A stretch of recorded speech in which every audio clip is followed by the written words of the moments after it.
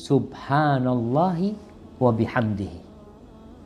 Ini disebutkan dalam Al-Quran, ini tasbihnya para malaikat, dan Nabi SAW di akhir hayatnya diperintahkan untuk banyak-banyak bertasbih.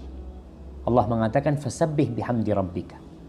Oleh karena itu, dalam hadis riwayat Muslim, Rasulullah sallallahu alaihi wasallam bersabda, "Inna ahabbal kalami ilallah subhanallahi wa bihamdi."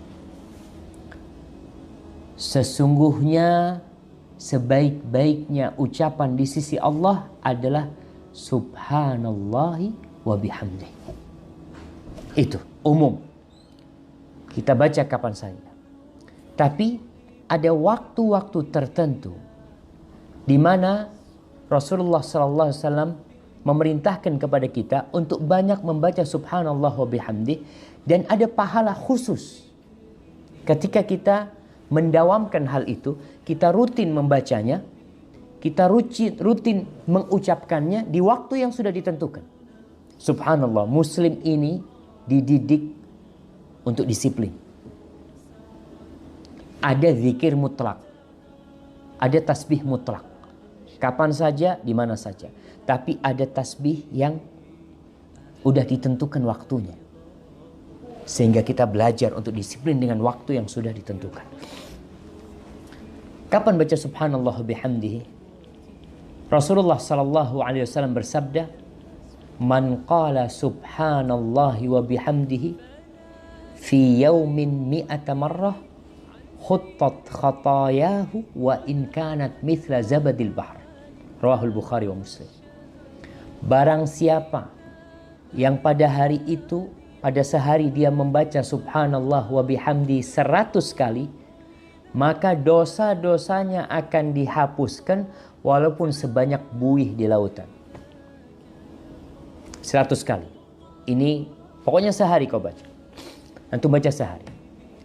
Kemudian dalam hadis lain, Rasulullah SAW mengatakan, "Man qala hina yusbih wa hina yumsi."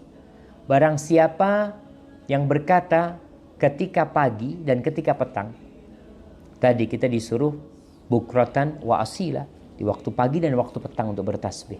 Barang siapa yang membaca di pagi dan di waktu petang subhanallah wa bihamdi 100 kali, lam ya'ti ahadun yaumal qiyamah bi afdal mimma ja'a bih illa ahadun qala mithla ma qala aw zada alaih.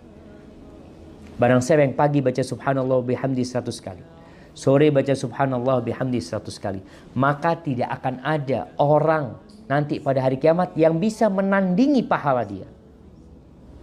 Nggak ada yang bisa menandingi pahala dia, kecuali orang yang mengamalkan seperti amalan dia atau menambahi.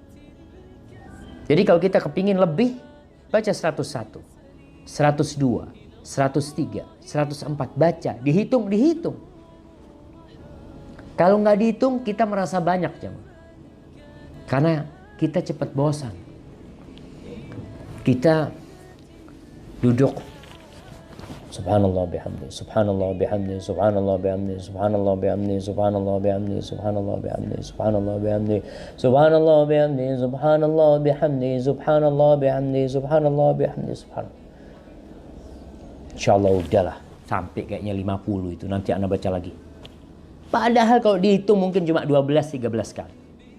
Maka dihitung. Dihitungnya pakai apa? Pakai tangan. Itu lebih mulia.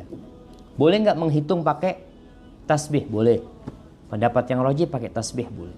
Dulu di masa sahabat ada yang menghitung pakai biji kurma.